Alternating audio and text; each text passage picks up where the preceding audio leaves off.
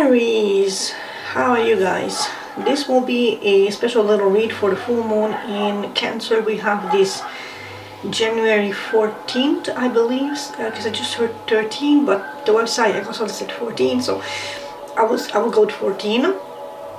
We're gonna tackle the topics of what you need to nurture, what you need to protect, what you need to surrender, and what you need to heal. The final middle card, the Oracle card, will be flipped at the very end as your last general advice. So then, interesting. View, light not too bright. I'm getting the hang of this. So then, Aries, you need to nurture your inner child and your absolute curiosity, but you also need to nurture it in a way that you tone it down just a bit. Don't be rushing into every little thing like a puppy chasing butterflies, because you will end up getting lost and distracted and going God knows where, which is not the intended purpose of your life. You're supposed to find one path and explore the surrounding little trails and the landscape, but focus mainly on one path. You have this absolutely brilliant, fiery, passionate, very curious, very explorative energy, but you need to focus on one thing and make a clear decision to follow that route or that idea or whatever project you are working on. You need to nurture stability versus stupid, random, overly excited curiosity. And I'm saying in the sense that it's too much. It's otherwise an absolutely beautiful, ecstatic energy, that childlike curiosity to go explore everything. Problem is, the more you split yourself into 10,000 directions, the more you're losing your energy, your time, and if you do not have that energy, you're gonna be just sluggish, and you're gonna end up regretting having wasted in 10,000 projects, whereas you could have focused on maybe half of it or three main things that really bring you absolute satisfaction. You also need to nurture perhaps your indecisiveness. You are stalling to make a decision because having all those options is way too satisfying, because you're curious and agitated, and it brings you that fulfillment to chase all those possibilities. But you need to make a decision, either or try to downgrade just a little, instead of 10, go for 3 or 4 that are really satisfying and fulfilling. What you need to protect is the ending of a very important relationship in your life. And so, is this relationship at risk of being ended? If it's at risk of being ended, try to revive it and focus your attention on this relationship and not in every other direction that is appealing or distracting, because it is distracting in your case. And really invest your time, your energy, your focus into this particular very important relationship, so that it doesn't come to an ending unless you want it to end. And if such is the case, focus your energy to protect a beautiful, harmonious, balanced ending where there is no resentment and no pettiness and all those things. Have a beautiful wrap-up conclusion of which you both can learn something.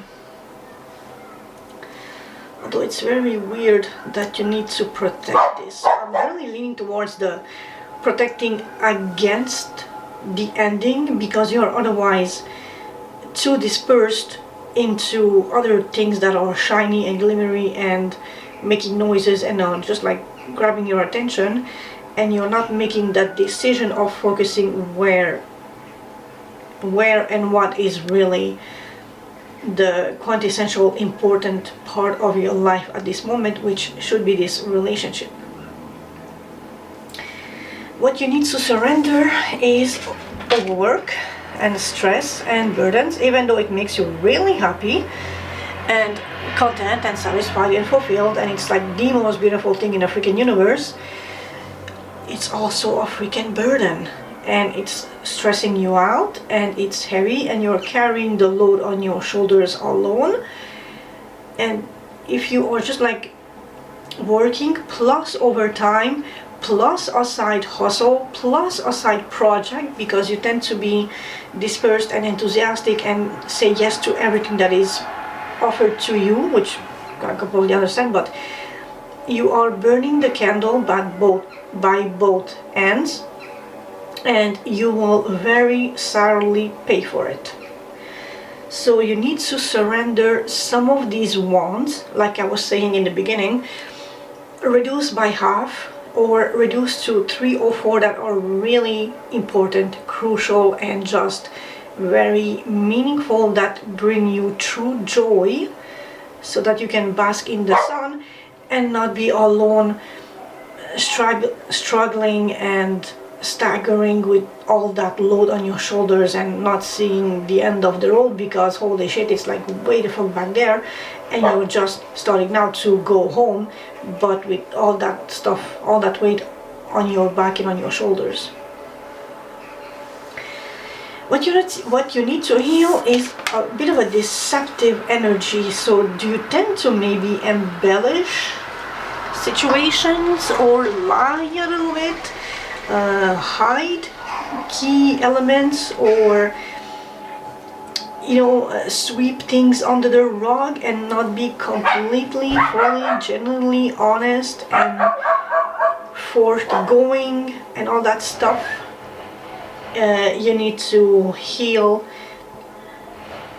whatever has been said, communicated, shared, exposed, brought to the light, that was indiscreet, as in maybe it shouldn't have been brought to the foreground, it shouldn't have been shared. Maybe you came across something, or you discovered some information that left you feeling like, I need to keep this to myself, which on one hand I understand keeping secrets, but if it's burdening you, then you need to release that burden. But you also need to heal your ability to communicate and be completely transparent and honest with your significant other, so that there is no fear of cheating, lying, stealing, hiding things from that person that is most important to you, with whom you need to try to protect against this potential ending, which is potentially caused by some secrets that came into the light, and like, holy shit, you lied, and you hid this, and you hid that, and you exaggerated this, and it wasn't like that, and yada yada yada. I had the same sort of energy in your Hungarian read for the Vitruvian man. You need to be honest and blunt and sincere and just say the truth, and maybe choose your words accordingly, but do not hide, do not lie, do not cheat, do not sweep things under the rug. It will pile up and it will still show eventually. It's gonna be a burden on your shoulders, and why the hell would you want that, really, So let's check your final advice, which is life isn't a sprint, it's a long race, and you're not in it just to win, you are in it to explore, which goes back to this here. Yes, things are exciting and appealing and tantalizing, and you are very curious and energetic and ready to jump into every sort of adventure. But if you collect every bit of adventure along your road, you're gonna end up like this energy, and she's barely starting her journey home. So it's gonna take like her for she's gonna be like 90 years old when she'll reach home with all that weight on her shoulders. But also be a fair runner in the race of life, and don't be sneaky weasel energy, hiding things or not speaking half truths or hiding things, embellishing, exaggerating to make you look more important or valued or whatever that you are. Like, humble yourself. I know it's hard for us fire signs to do that, trust, I know, but it's better to be humble and honest and transparent than stacking up all this weight onto yourself and then ending absolutely beautiful relationships which are God-given and like your true match and potentially your spouse, because you acted selfish. I hope this helped. I hope something resonated and so you took something out to like reflect upon and heal. That is my purpose here on this channel, and I will see you probably in 2 weeks for a Vitruvian. If not, I'll see what will pop along the way. I'm still figuring out my schedule. Have a blessed full moon.